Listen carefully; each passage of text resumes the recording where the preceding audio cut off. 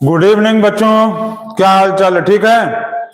आज हम लोग इलेक्ट्रिसिटी क्लास 10 का फास्ट रिवीजन स्टार्ट करेंगे और इसमें हम लोग आज देखेंगे कि इलेक्ट्रिसिटी से रिलेटेड कुछ न्यूमेरिकल्स और कुछ कॉन्सेप्ट्स को समझेंगे।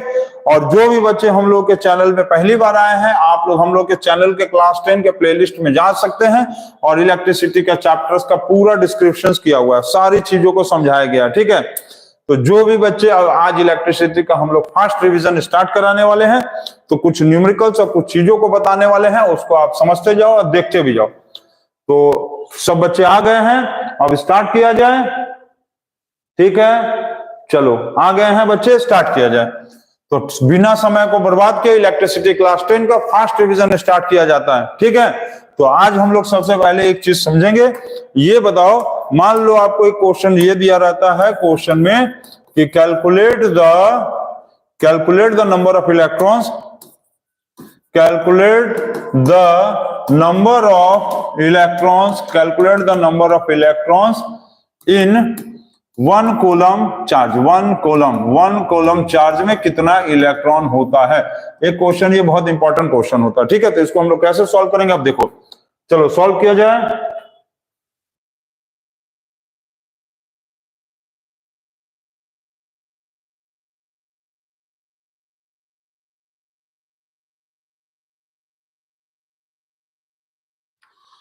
साउंड आ रहा है कि नहीं भाई? चैट वाले में क्या? चलो ठीक है, आ रहा होगा, साउंड क्लियर है। ठीक, तो ये लिखा है calculate the number of electrons in one column. तो इसको हम लोग कैसे सॉल्व करेंगे? देखो, ये सबसे पहले आप ये याद रखो कि एक इलेक्ट्रॉन का चार्ज कितना होता है। 1 इलेक्ट्रॉन का चार्ज होता है 1.6 इंटू 10⁻19 कॉलम। ठीक है, एक इलेक्ट्रॉन का चार्ज होता है 1.6 इंटू 10⁻19 कॉलम। अब आपसे कहा है कि कितना इलेक्ट्रॉन होगा 1 कॉलम चार्ज में। ठीक, मतलब 1.6 इंटू 10⁻19 कूलम एक इलेक्ट्रॉन में। तो 1 कूलम चार्ज कितना होगा? 1/1.6 इंटू 10⁻19। ठीक, ये पॉइंट हटाएंगे, ये 0। अब क्या बचा? अब ये हो गया 2 5 जा 10 और 2 8 जा 16, 5/8 इंटू 10⁻, ऊपर गया तो 10⁻+19 हो गया एक कॉलम, इतना इलेक्ट्रॉन। ठीक, अब इसको तुम डिवाइड कर लो, तो 5/8 का डिवाइड करेंगे तो क्या आएगा? ये हो गया 6 जा 48, ये हो गया 2, फिर यहाँ पर 0 बैठा के 8 2 जा 16, फिर 4, फिर 5 जा 40, खत्म। तो ये आया 0.625 इंटू 10⁻19 क्या? 10⁻19 इलेक्ट्रॉन्स, 10⁻19 इलेक्ट्रॉन्स आया है। ये 1 कॉलम है। इसको हम लोग पॉइंट को कैसे लिख सकते हैं? पॉइंट को चाहें तो पॉइंट यहां से उड़ के यहां जाएगा, तो 6.25 इंटू 10, इसमें 19 में एक कम हो जाएगा, पॉइंट इधर जाएगा। देखो, पॉइंट इधर जाता है तो कम, इधर जाएगा माइनस, इधर आएगा प्लस। ठीक, तो ये पॉइंट क्या हुआ? 10⁻19 में से एक कम हो गया, 10⁻18 इलेक्ट्रॉन्स हो गया। ये 1 कॉलम में 6.25 इंटू 10⁻18 इलेक्ट्रॉन्स होता है। क्लियर है? चलिए इसको जल्दी नोट करिए आप लोग।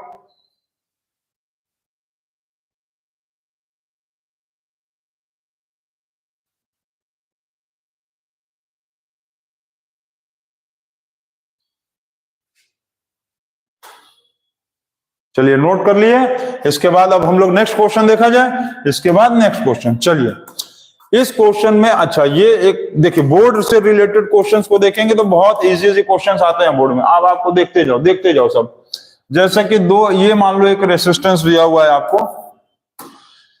ये एक रेसिस्टेंस दिया है और ये एक रेसिस्टेंस दिया। ठीक है, ये 4 ओम्स का दिया है, ये 8 ओम्स का दिया है और ये एक दिया हुआ है 6 ओम्स का, और ये एक रेसिस्टेंस दिया हुआ है 8 ओम्स का। ठीक, इन सब को लाकर ऐसे में ये ऐसे लाकर जोड़ दिया। ठीक, ऐसे करके मान लो ये ऐसे करके आया, ये ऐसे करके इस तरह से ये ऐसे करके जोड़ा और यहां पर एक वोल्टेज। ठीक, अब इसमें जो वैल्यू दिया हुआ है आपका, देखो हम बता रहे, ध्यान से सुनना, ये 6 ओम्स, ये 4, ये 8 और ये 8 ओम्स मान लो दिया हुआ है। ठीक है, तो ये हो गया आपका, ये वैल्यू मान लो दिया 10 ओम्स, चलो ये 10 ओम्स दे दिया, और यहां पर दिया हुआ है 20 वोल्ट है, 20 वोल्ट। अब इसमें पूछा है कि फाइंड द करंट।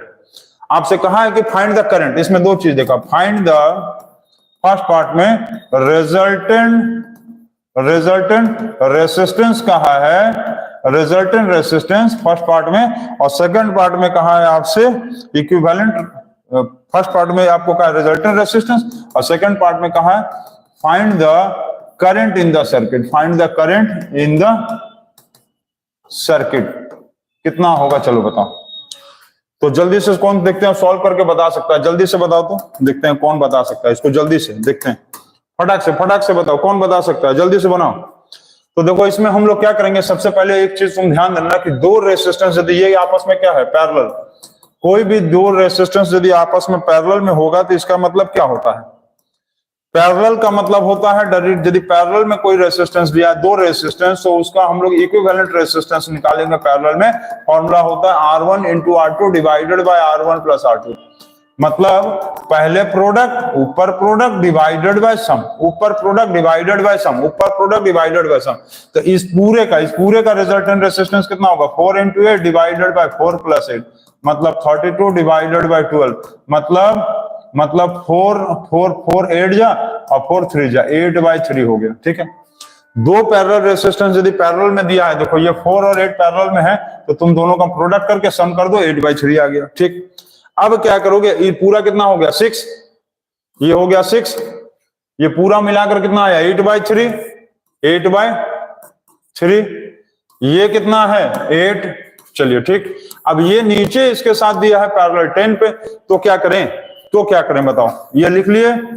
अब क्या करेंगे, अब इसमें क्या करेंगे कि ये तीनों क्या है, ये तीनों आपस में सीरीज में है, तो क्या करेंगे, तो सबको प्लस कर दो 8, इसको प्लस करो, कैसे प्लस करेंगे बताओ, चलो जल्दी बताओ।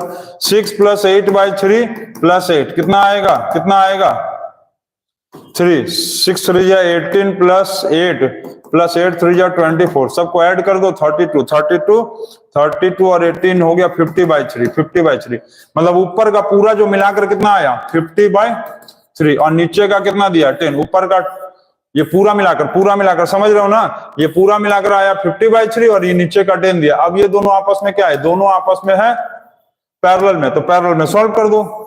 चलो पैरेलल में सॉल्व करो तो क्या फॉर्मूला होगा, पैरेलल के लिए अभी हम क्या बताएं, दो रेजिस्टेंस पैरेलल में दिया रहता है तो क्या फॉर्मूला होता है R1 into R2 divided by R1 plus R2, यही ना होता R1 plus R2 divided by R1 plus R2। R1 कितना है 50/3 इंटू 10 डिवाइडेड बाय 50/3 प्लस 10। ठीक, तो ये हो गया 500/3, यहाँ पर एलसीएम ले लेंगे 3, तो 50 + 30 = 500/3, ये हो गया 80/3, ये 3 खत्म, 0 0 खत्म। 50/8 = 6.25, 6.25 क्या आया ओम्स, 6.25 ओम्स आया, मतलब पहले पार्ट का आंसर आएगा 6.25 ओम्स। अब कहा है करंट, अब बात ये हो गया कि करंट पूछा है, करंट के लिए क्या करेंगे, बताओ, करंट आई निकाले, I = क्या होगा V/R, क्योंकि देखो V = I × R होता है, तो I = होगा V/R, I = V/R। V का वैल्यू कितना दिया है जल्दी बताओ, V का वैल्यू दिया है 20, तो सॉल्व कर लो, तो 20 डिवाइडेड बाय 6.25, अब जो भी आएगा इसको सॉल्व कर लो, 20 डिवाइडेड बाय 6.25, तो डिवाइड करके देख लो सर, डिवाइड करो। जो भी बच्चे इस क्वेश्चन को देख रहे हैं, आप कुछ नहीं करना है, आपको सिर्फ क्वेश्चन को एक बार रिवाइंड करके आप जाकर पीछे जाकर इसको फिर से क्वेश्चन को देख लो, सब कुछ समझ में आ जाएगा आपको। तो 20 डिवाइडेड बाय 6.25, ये पॉइंट हटाएंगे 00, तो ये हो गया 25, ये हो गया, और ये हो गया 80, ये हो गया 16, ये हो गया 5, मतलब 3.2 एम्पियर, 3.2 एम्पियर। इसको डिवाइड करेंगे 3.2 एम्पियर, आ गया ये आंसर आपका। तो आप देख रहे हैं क्वेश्चन बन गया, और उसके आगे देखा जाए, इसको नोट कर लीजिए, आप नोट करिए जल्दी से, उसके आगे देखा जाए। चलिए इसके बाद नेक्स्ट क्वेश्चन एक आपको हम देते हैं, ये क्वेश्चन है ठीक, ये इस तरह का एक रेसिस्टेंस दिया है ऐसे करके, और फिर यहाँ पर एक रेसिस्टेंस ऐसे है और एक रेसिस्टेंस यहाँ पर है। अच्छा, एक रेसिस्टेंस यहाँ भी दिया हुआ है, एक रेसिस्टेंस ऐसे भी दिया हुआ है, और इसका वैल्यू दिया हुआ है 3 ओम्स, और ये दिया हुआ है 3 ओम्स, 0.5 ओम्स, और ये दिया हुआ है 0.5 ओम्स। ठीक, और इसमें दिया हुआ है ये बैटरी कनेक्ट है जिसका वैल्यू दिया 3 वोल्ट। अच्छा, ये याद रखेंगे, जो बड़ा वाला इस तरह का साइन है ये प्लस, छोटा वाला साइन माइनस। बड़ा वाला डंडा प्लस का, छोटा वाला डंडा माइनस का होता है। आपको इसमें कहा है कि फाइंड द इक्विवेलेंट रेसिस्टर। आपको फाइंड क्या करना है कि find the equivalent resistor, find the equivalent, find the equivalent, find the equivalent resistance and the current shown in ammeter. Current shown in, current, अच्छा करंट को कौन नापता है? एमीमीटर। वोल्टेज को कौन नापता है? वोल्टमीटर। Son in एमीमीटर। अच्छा करंट को जो एमीमीटर नापता है, तो एमीमीटर को हम लोग सर्किट में कैसे कनेक्ट करते हैं? सीरीज में। और वोल्टमीटर को हम लोग कैसे कनेक्ट करते हैं? पैरेलल में। ठीक है, ये सब पता होना चाहिए आपको। चलिए इसके आगे बताइए, जल्दी से बताइए कैसे करेंगे सॉल्व। चलो फटाक से जल्दी बताओ, जल्दी, थोड़ा जल्दी। क्या करें बताओ? तो एक काम करो, सबसे पहले इक्विवेलेंट रेजिस्टेंस निकालना है ना, तो सबसे पहले तो तुम ये प्लस माइनस को तो तोड़ोगे नहीं, तो ऊपर से बैठ जाओ, कूद जाओ, इस पे धाए से कूद जाओ। चलो धाए से कूद गया, ये छितरा गया। ऊपर से इस पे कूद गए, धाए से ये छितरा गया, छितरा गया। ये हो गया 3 ओम्स, ये हो गया 3 ओम्स, और नीचे ये दिया हुआ था 3 ओम्स। समझिए हम क्या बोले? इसके ऊपर धाए से आके कूद गए, 3 3 6 हो गया, और ये नीचे का 3। अब इसको सॉल्व कर लो। ये 3 3 कितना होगा? 6 ओम्स, और नीचे का कितना दिया है? 3 ओम्स। समझे? हम समझ रहे हो क्या बोल रहे हैं?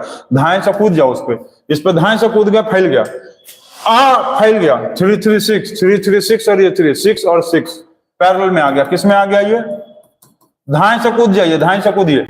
तो पैरेलल रेजिस्टेंस में अभी हम क्या बोले? 2 पैरेलल यदि आ गया पैरेलल में, तो कैसे सॉल्व करेंगे?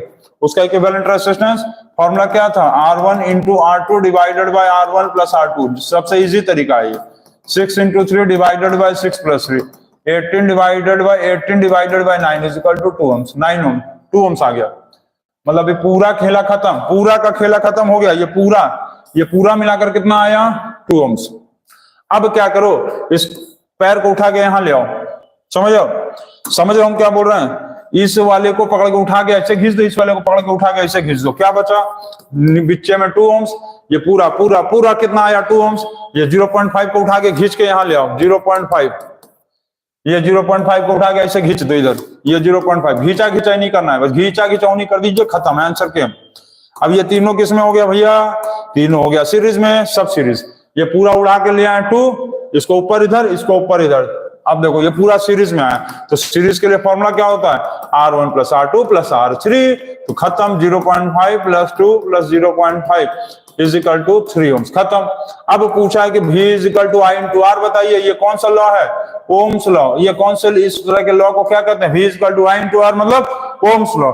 ठीक है, V is equal to I into R, Ohm's law. V दिया हुआ है 3 वोल्ट, I नहीं दिया हुआ है, रेजिस्टेंस 3 ओम्स है। 3 खत्म। 1 इज इक्वल टू आ गया 1 एम्पियर। तो इसका क्वेश्चन में कहा था इक्विवेलेंट रेजिस्टेंस 3 ओम्स आया, और करंट कहा है तो करंट आया 1 एम्पियर। खत्म। करंट आ गया 1 एम्पियर। क्लियर? अच्छा इसमें यदि मान लो एक चीज अभी तुमसे ये भी पूछ ले कि इसमें वोल्टेज बताओ, तीनों रेजिस्टर में वोल्टेज बताओ, तो कैसे बताओगे बोलो? क्योंकि तीनों ये सेम है, तीनों सीरीज में है। तीनों किस में है? ये तीनों सीरीज में है। तो V इज इक्वल टू क्या होगा? I into R। तो इसका I कितना है? 0.5। और वोल्टेज रेजिस्टेंस कितना है? 0.5। 0.5 का मतलब इसमें करंट कितना है? करंट सीरीज में क्या होता है? सीरीज में करंट क्या होता है? सीरीज में करंट सेम होता है, सबको पता है इतना। अब I जो है वो हमको पता है कि 1 एम्पियर आया है, तो सब में 1 एम्पियर ही होगा। तो ये 1 ampere into 0.5 ohms is equal to 0.5 volt. चलो इसमें बताओ, 2 वाले में बताओ तो कितना होगा? 2 वाले में ये तो इसका बात हो गया ना। ये थोड़ा इधर आ जाओ भाई। अब 2 का बारी आया। 2 वाले में कितना होगा बताओ? 2 वाले में तो V इज इक्वल टू फिर I इंटू R, इसका फिर 1 ampere, resistance 2 ohms is equal to 2 volt. अब फिर इसमें निकालो V is equal to I into R, तो I कितना होगा? 0। I सीरीज में है तो 1 होगा। क्या लिखेंगे? 1 ampere into 0.5 ohms is equal to 0.5 volt. तो आया सबका 0.5 वोल्ट, 2 वोल्ट और 0.5 वोल्ट, सबको प्लस कर दो, देखो 3 वोल्ट आ जाएगा, 3 वोल्ट। तो ये सब बहुत इजी न्यूमेरिकल्स आते हैं, बोर्ड एग्जाम्स में भी इजी न्यूमेरिकल्स आता है। इसको आप बना लीजिए, अब उसके बाद आगे नेक्स्ट का देखिए। चलिए नेक्स्ट में अब क्वेश्चन थोड़ा सा टिपिकल, थोड़ा सा और घुमा के क्वेश्चन एक दे दिया जाए। चलिए क्वेश्चन अब थोड़ा आप इसमें इसको बनाइए।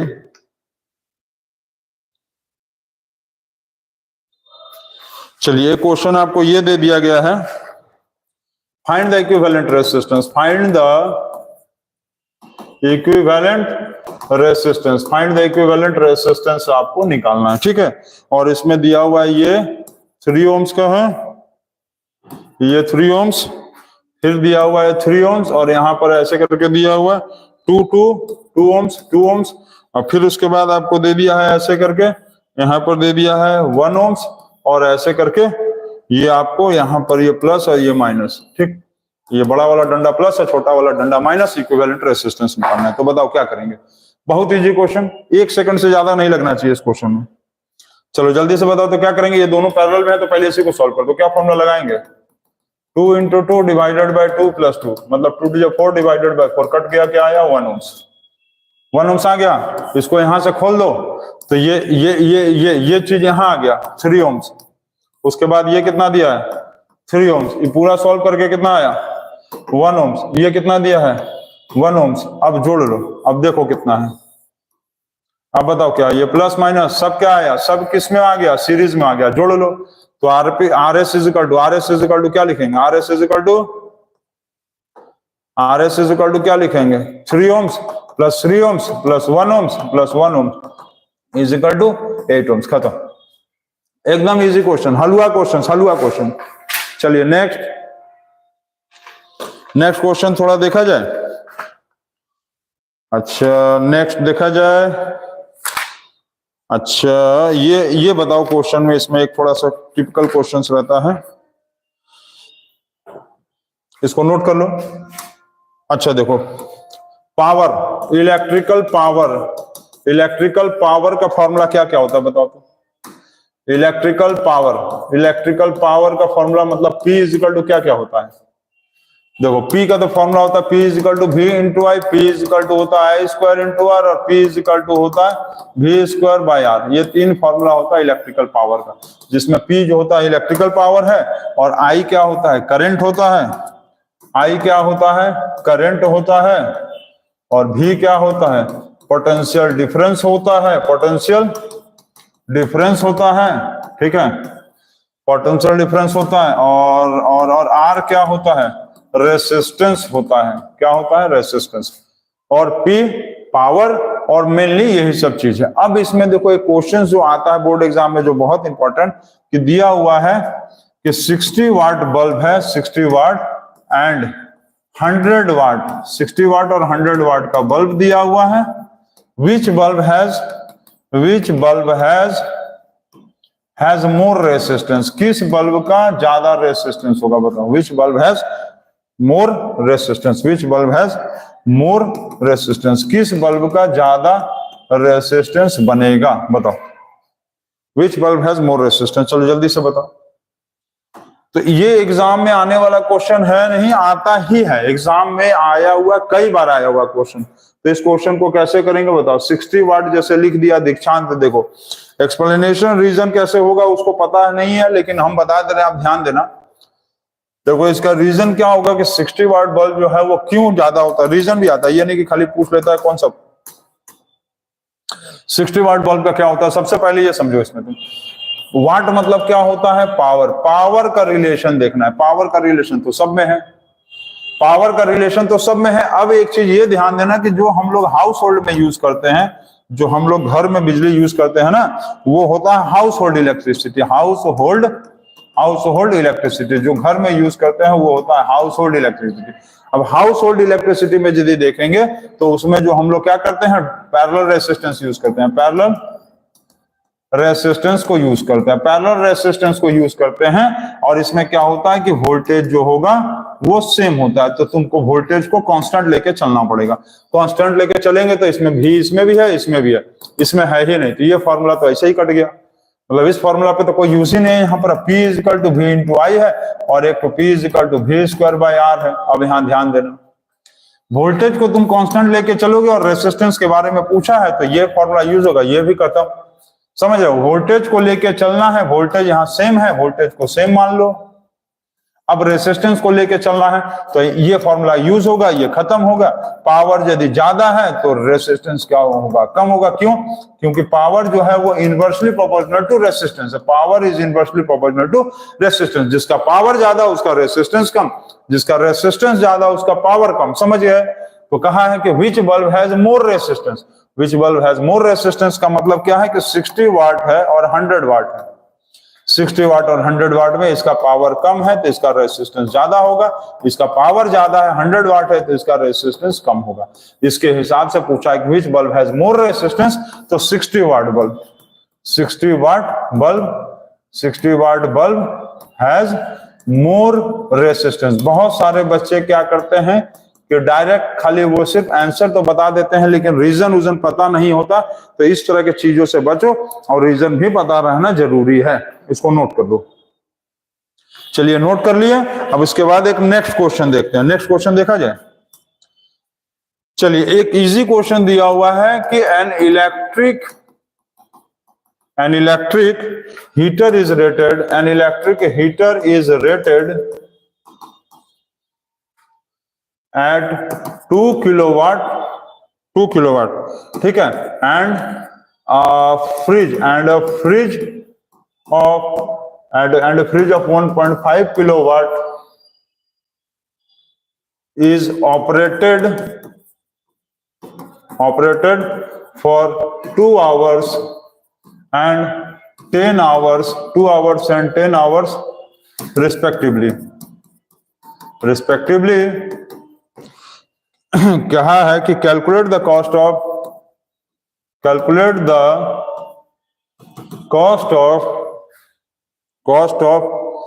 cost of electricity for the month of September,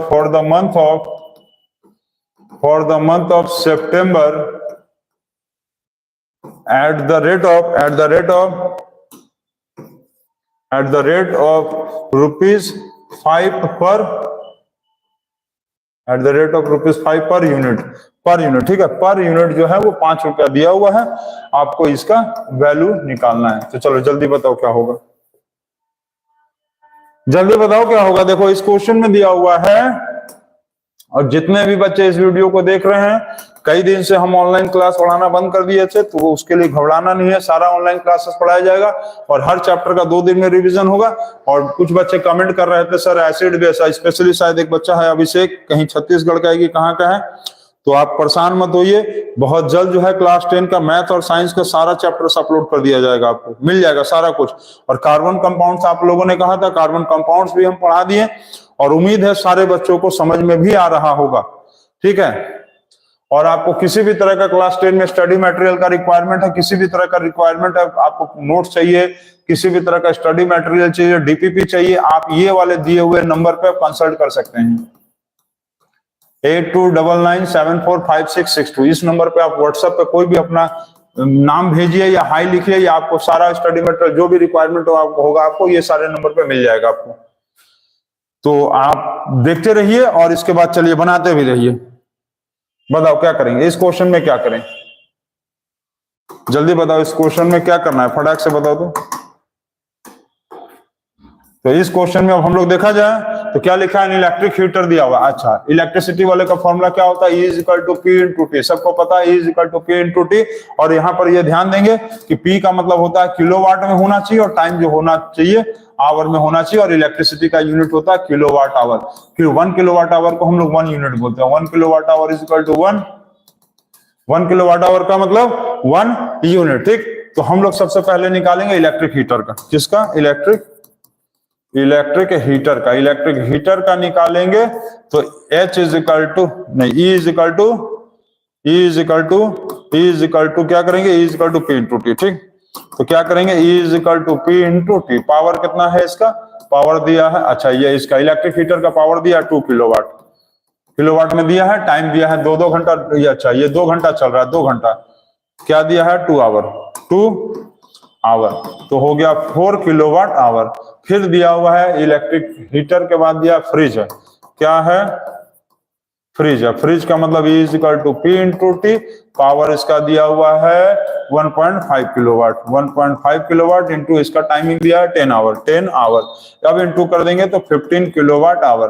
तो टोटल कितना इलेक्ट्रिकल एनर्जी यूज हुआ एक दिन में, total electrical energy used in one day, एक दिन में कितना इलेक्ट्रिकल एनर्जी यूज हुआ, तो उसको कैसे निकालेंगे, इसको प्लस कर दो, तो 4 kilowatt hour plus 15 kilowatt hour is equal to 19 kilowatt hour.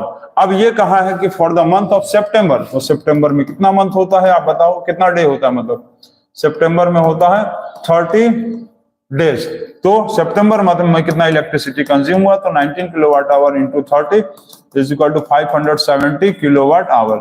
इसका मतलब 570 यूनिट्स, एक यूनिट का कॉस्ट दिया 5 रुपया, 1 यूनिट का कॉस्ट दिया 5 रुपया, 1 यूनिट का मतलब 1 किलोवाट आवर का कॉस्ट रुपीज दिया 5 रुपीज, तो 570 का कितना होगा, 5 इंटू 570 इज इक्वल टू 1350, तो 1350 रुपया इसका कॉस्ट आया, कॉस्ट ऑफ इलेक्ट्रिसिटी। क्या आया, कॉस्ट ऑफ क्या आया, कॉस्ट ऑफ इलेक्ट्रिसिटी, ठीक, ये आया cost of electricity, cost of electricity आ गया 1350 रुपीज, इतना जो है। अच्छा, गड़बड़ मल्टीप्लाई गड़बड़, चेक कर लो क्या आएगा, 0 7 5 35 कैरी 3 2850, वही सोचा गया कि इतना बिजली का बिल कैसे कम आ गया, गड़बड़ मिस्टेक, 2850 नोट कर लेंगे, 2850, इसको जल्दी से नोट करिए। अब नेक्स्ट क्वेश्चन देखा जाए, नेक्स्ट, चलिए नेक्स्ट क्वेश्चन देखा जाए, चलिए हो गया। अब एक नेक्स्ट क्वेश्चन दिखा जाता है, दिया हुआ an electric geyser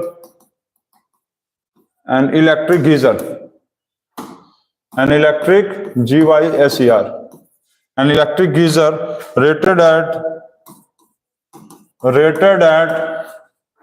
the 1500 watt 250 volt is connected to हम क्वेश्चन बोल रहे हैं, आप लिखते भी चलो, is connected to 250 volt line, means मतलब 250 वोल्ट वाले लाइन में इसको जोड़ दिया गया। सॉल्व फर्स्ट नंबर में the electric current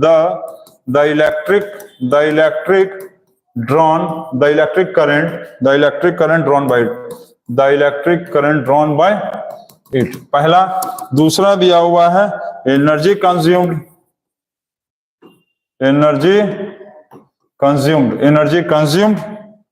by it in 50 hours, ठीक। और तीसरा दिया हुआ है cost of energy consumed if each unit cost rupees 6, ये दिया हुआ। चलिए बताइए जल्दी से बताइए, देखते हैं कौन बताता है इस क्वेश्चन को। चलिए पढ़ लीजिए क्वेश्चन, पढ़ लीजिए, जल्दी से बताइए, चलो जल्दी से बताओ।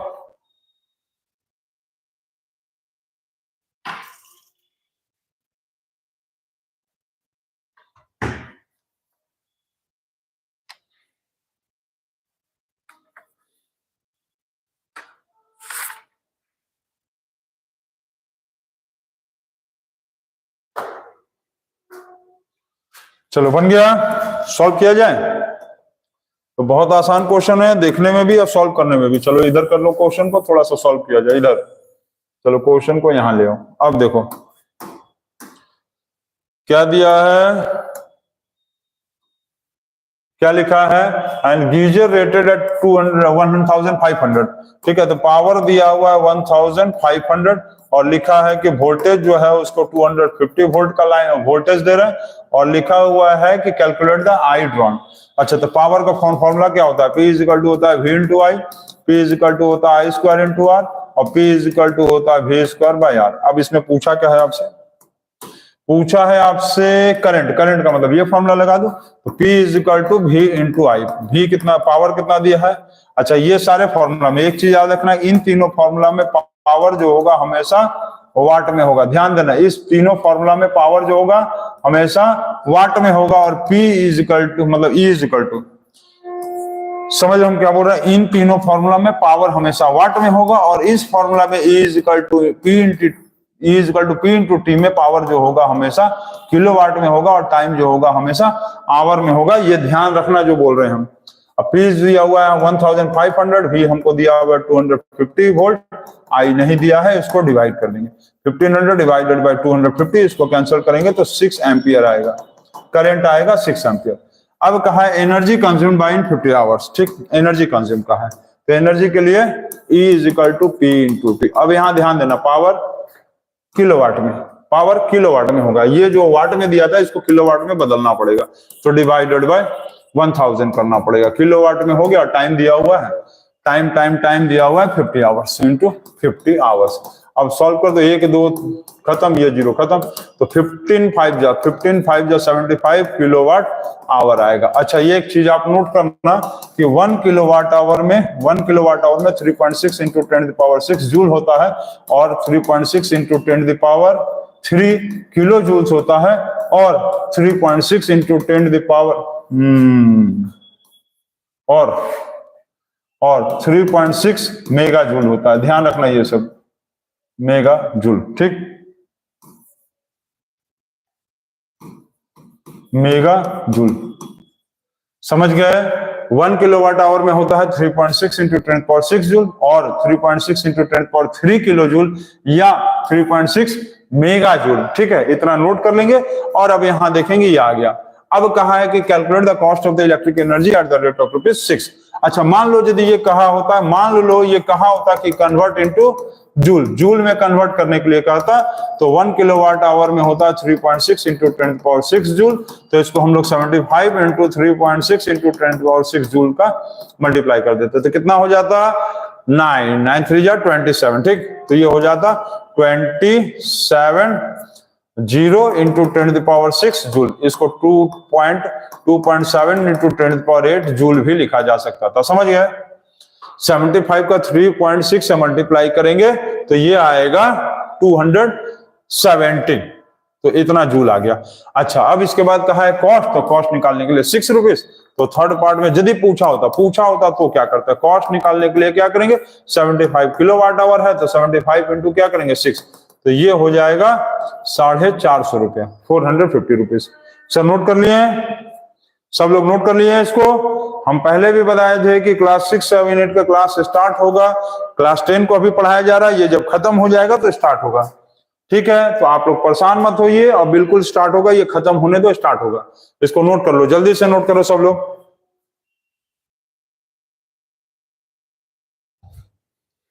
नोट कर लिए। चलो इसके बाद देखा जाए नेक्स्ट क्वेश्चन, चलिए नोट करिए इसको फटाक से। नेक्स्ट क्वेश्चन आ जाइए। अब ये आ गया, दिया है और दिया हुआ है two resistance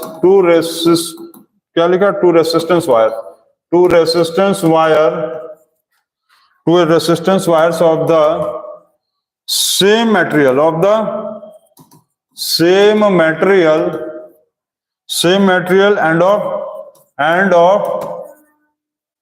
and of equal length and equal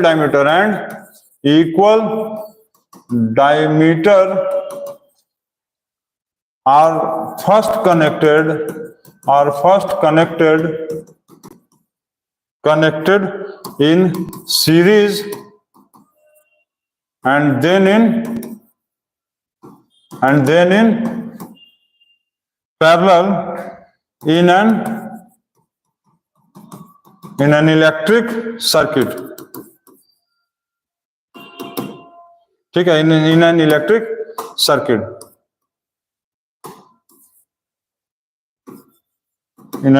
circuit, find the ratio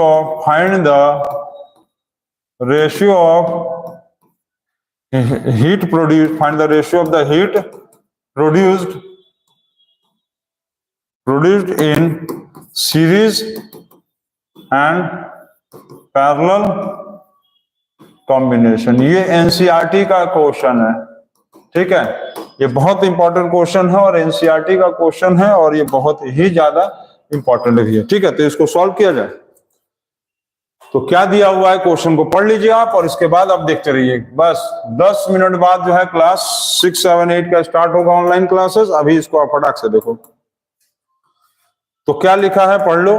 क्या लिखा है, 2 resistance wires of the same material end of equal length of equal diameter. ठीक है, एक रेसिस्टेंस एक्स है और दूसरा रेसिस्टेंस एक्स है, दूसरा भी एक्स और पहला भी एक्स, दोनों रेसिस्टर एक्स है। लिखा है कि find the ratio of the heat generated in series of parallel. तो चलो इसको पहले सीरीज में यदि कनेक्ट करेंगे तो इसका आरएस का वैल्यू क्या होगा, इक्विवेलेंट रेसिस्टेंस का वैल्यू क्या होगा, एक्स प्लस एक्स मतलब 2x। अब इसी रेसिस्टेंस को यदि पैरेलल में जोड़ेंगे ऐसे करके, ऐसे और ऐसे, ठीक, ये एक्स और ये भी एक्स, ठीक, ये सीरीज में जुड़ा था और ये पैरेलल में, तो इसका इक्विवेलेंट रेसिस्टेंस कितना होगा, x into x divided by x plus x. अभी हम बता रहे हैं कि किसी भी दो रेसिस्टेंस को यदि पैरेलल में निकालना है, पैरेलल में निकालना है, तो इसका जो इक्विवेलेंट रेसिस्टेंस होता है, इसका फॉर्मूला होता है सम divided by product, some divided by product. समझ गया? तो x square divided by 2x, कटम पुटकम तो x बाय 2 ये आया, इसका आया 2x ओम्स और इसका x बाय 2 ओम्स। ठीक, तो कहा है कि calculate the ratio of the heat. तो हीट प्रोड्यूस का फॉर्मूला क्या होता है, I square into R into T, H is equal to I square into R into T. क्यों? क्योंकि H इज इक्वल टू होता है P इंटू टी, मतलब E is equal to P into T. तो E को ही हम लोग कहते हैं, इलेक्ट्रिकल एनर्जी को ही कन्वर्ट कर दिया जाता है हीट एनर्जी में, इलेक्ट्रिकल एनर्जी ही कन्वर्ट हो जाता है हीट एनर्जी में, और E is equal to P into T हो जाता है। और P का फॉर्मूला होता है I square into R, P is equal to V square into R, और P is equal to I square into R, P is equal to V into I भी होता है, P is equal to V into I भी होता है। अब कुछ लोग सोचेंगे कि सर यही फॉर्मूला क्यों लगाएंगे हम लोग, कुछ लोग सोच सकते हैं कि सर आई स्क्वायर वाला ही फॉर्मूला क्यों लगाएं और V स्क्वायर इंटू आर वाला क्यों नहीं लगा, आई स्क्वायर इंटू आर वाला क्यों नहीं लगा, ये बताइए। तो क्वेश्चन में पढ़ लो फिर से, ठीक से देखो क्या लिखा है, पढ़ लो, पढ़ लिया,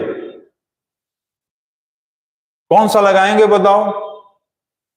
चलो अब यहां पर तुमको एक चीज हम देखो समझाते हैं, तुम फॉर्मूला चाहे कोई भी लगाओ इसमें से, चलो यही वाला लगाओ ना तुम, हीट सीरीज और हीट पैरेलल, हीट सीरीज और हीट, देखो पहले सीरीज फिर पैरेलल, पहले सीरीज फिर पैरेलल। तो सीरीज में H इज इक्वल टू क्या होगा, H is equal to E into T. तो इसमें तो हमको कुछ ना कुछ फॉर्मूला कन्वर्ट करना पड़ेगा ना। तो P को किस फॉर्मूला पे तोड़ेंगे, P को V स्क्वायर पे तोड़े कि आई स्क्वायर पे तोड़े, किस पे तोड़े बताओ। रेसिस्टेंस यूज होना चाहिए, यहां ध्यान दो, रेसिस्टेंस को यूज किया, रेसिस्टेंस को यूज किया। अच्छा फॉर्मूला क्या होता है, P is equal to V square by R, अच्छा ये मिस्टेक है यहाँ, V स्क्वायर बाय आर होता है, clear, P is equal to V square by R होता है, और अच्छा P is equal to I square into R, P is equal to V square by R, P is equal to V into I. अब लगाएंगे कौन सा, ये लगेगा नहीं क्योंकि रेसिस्टेंस है ही नहीं इसमें, इस फॉर्मूला में रेसिस्टेंस का यूज नहीं है। अब वो बाकी बच गया कि ये भी लग सकता था और ये भी लग सकता था, तो तुम बताओ कि कौन सा लगाएं, हम जल्दी से बताओ।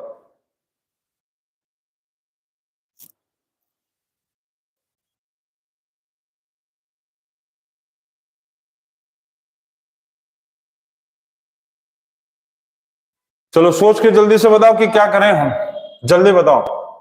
Heat produced in series and parallel, तो हीट किस में ज्यादा प्रोड्यूस होगा, हीट किस में ज्यादा प्रोड्यूस होगा, हीट किस में ज्यादा प्रोड्यूस होगा, जिसमें करंट ज्यादा होगा, मोर होगा। और मोर करंट किस में होगा, जिसमें रेसिस्टेंस ज्यादा होगा, उसमें हीट भी ज्यादा प्रोड्यूस होगा। समझ रहे हो हम क्या बोल रहे हैं।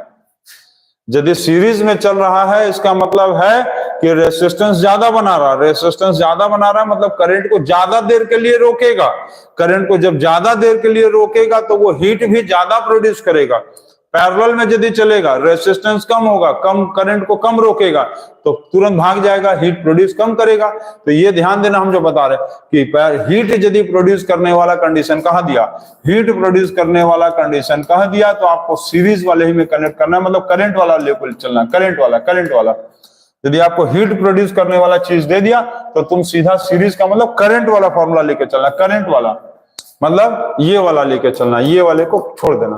तो H इज इक्वल टू क्या होगा, I square into R into T, और यहां पर भी होगा I square into R into T. अब यहां पर तो आई स्क्वायर क्या होगा, खत्म हो गया। अब रेसिस्टेंस इसका कितना है, रेसिस्टेंस इसका 2x है। ठीक, आई इंटू टाइम, टाइम भी सेम टाइम था, तो टाइम भी खत्म हो गया। अब बाकी क्या बचा, बाकी क्या बचा, इसका रेसिस्टेंस कितना है, x/2, x/2, 2x/1 into 2/x, x खत्म आ गया तो 2 to 4/1 मतलब 4:1, तो ये आएगा। यहाँ जो हम चीज बताए हैं आप बहुत अच्छा से समझ लेना। एक चीज समझ लेना कि यदि भी हीट प्रोड्यूस वाला चीज कहेगा तो हीट प्रोड्यूस ज्यादा कब होगा, जब सीरीज में होगा, समझ गए। जब सीरीज में होगा तो उसको करंट सेम मिलेगा, जब करंट सेम मिलेगा इसका मतलब सीरीज में होने का मतलब क्या होता है कि रेसिस्टेंस बहुत ज्यादा होगा, रेसिस्टेंस ज्यादा होगा तो करंट को क्या होगा, ज्यादा देर तक के लिए रोकेगा और ज्यादा हीट प्रोड्यूस कर देगा। तो ऐसे कंडीशन में हमको करंट को सेम लेकर चलना पड़ेगा जो कि सीरीज में होता है। और यहाँ पर हम लोग फॉर्मूला ये वाला नहीं लेंगे, करंट वाला फॉर्मूला लेंगे, समझ गए। हम लोग इस फॉर्मूला को क्यों काटें, क्योंकि इसमें रेसिस्टेंस था ही नहीं, क्योंकि रेसिस्टेंस का यूज है। इस फॉर्मूला को क्यों काटें, क्योंकि इसमें ज्यादा हीट प्रोड्यूस नहीं हो पा रहा, क्योंकि पैरेलल रेसिस्टेंस में तुरंत भाग जाएगा, वोल्टेज सेम है, वोल्टेज सेम है, पैरेलल रेसिस्टेंस तुरंत करंट भाग जाएगा और गर्म नहीं हो पाएगा। और गर्म होगा इसमें क्योंकि आई है, आई करंट में सीरीज में सेम होता है और सीरीज में रेसिस्टेंस ज्यादा होता है जिसका करंट को ज्यादा देर रोकेगा और ज्यादा हीट प्रोड्यूस करेगा। तो ये फॉर्मूला को यूज किया, I²R/T, ठीक है। तो आप लोग नोट कर लीजिए इसको, उसके बाद देखिए।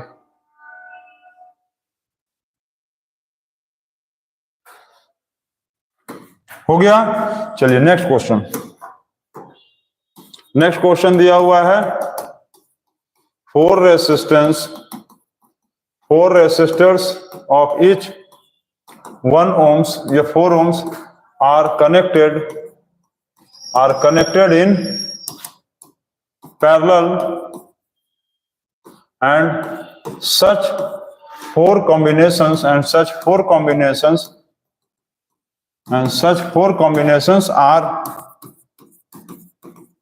connected in, and such 4 such combinations are connected in series.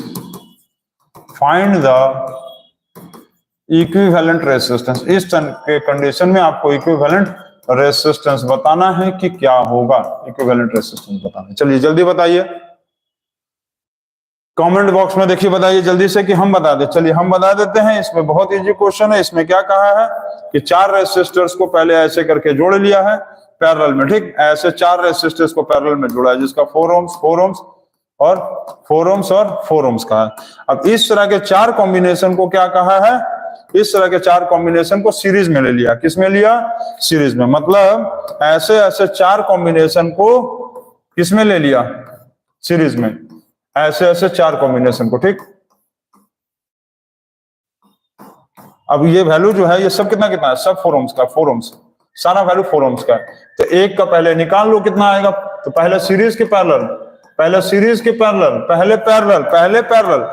एक ठो को तो सॉल्व करो, तो सीरीज इज पहले पैरेलल में, तो पैरेलल का फॉर्मूला क्या होता है, 1/R1 1/R2 plus 1/R3 plus 1/R4, ठीक। तो क्या आएगा बताओ, ये वाला फॉर्मूला भी ऐसे ही ना होता है,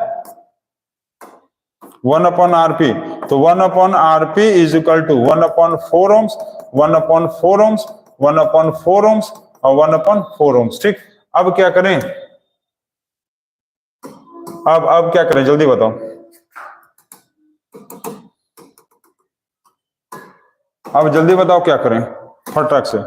1/4 ohms, तो 1/RP इक्वल टू 4 ohms, तो ये 1 + 1 + 1 + 1, तो 1/RP is equal to 4/4 ohms। इसको सॉल्व करेंगे तो क्या आएगा, RP ऊपर गया तो ये भी उल्टा हो जाएगा, 4 ohms/4 कट गया तो RP का वैल्यू क्या आया, 1 ohms, ठीक। अब इसका मतलब है कि इस पूरे को सॉल्व किए तो क्या आया, 1 ohms, पूरे को सॉल्व करेंगे कितना आएगा, 1 ohms, इस पूरे को सॉल्व करेंगे क्या आएगा, 1 ohms, इस पूरे को सॉल्व करेंगे क्या आएगा, 1 ohms। अब ये किस में आ गया, ये आ गया सीरीज में। अब इसका मतलब है इसका RS का वैल्यू क्या होगा, R1 + R2 + R3 + R4, तो ऐड कर दो सबका, 1 ohms + 1 ohms + 1 ohms + 1 ohms is equal to 4 ohms। तो ये RS का वैल्यू हो गया, ये RS का वैल्यू कितना आया, ये RS का वैल्यू आ गया 4 ohms, ठीक।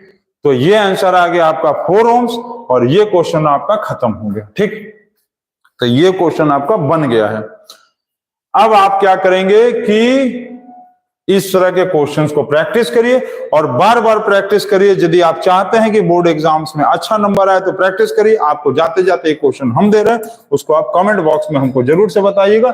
चलिए, ये क्वेश्चन दिया है आपको, एक ऐसे यहां पर दिया हुआ है रेसिस्टेंस, ये ऐसे दिया हुआ है, ठीक, ये दिया हुआ है ऐसे करके, ठीक, ये प्लस ये माइनस, 2 ohms 4 ohms और ये दिया है आपको 12 ohms, ठीक। फाइंड क्या करना है आपको, find the first number. Find the first number में आपको कहा है इक्विवेलेंट रेसिस्टेंस। इक्विवेलेंट रेसिस्टेंस कितना होगा, अच्छा यहां पर दिया हुआ है 36 वोल्ट। दूसरा दिया हुआ है, मान लीजिए आपको ये दिया है आपको find the current in the circuit. Find the current in the circuit कहा है, फाइंड, फिर थर्ड में find the current in 4 ohms and 12 ohms resistor. 12 ohms and 4 ohms resistor, 12 ohms, ठीक है, 12 ohms एंड 4 ohms रेसिस्टर। और fourth part में कहा है कि find the potential difference, find the potential difference in each resistor, in each resistor. ये question बहुत important है और बहुत इजी भी है, इसको आप जरूर स्केच बनाइए। और एक क्वेश्चन नंबर, ये 2 नंबर, एक ऐसे करके रेसिस्टर दिया हुआ है, ठीक, ये दिया हुआ ए बी सी, और इसमें फिर ऐसे करके एक रेसिस्टर ऐसे जोड़ दिया है, ठीक, ये ई और ये डी। अब इसमें कहा दिया है ये 2 ohms है, 2 ohms है, ये 2 ohms है, और ये दिया है आपको 4 ohms। फिर उसके बाद आपको कहा है कि ये 2 ohms है, ये 2 ohms है और 2 ohms है, ठीक है। आपको फाइंड क्या करना है, देखो, find the equivalent resistance across. इस क्वेश्चन में आपको फाइंड करना है, यहां लिख दें,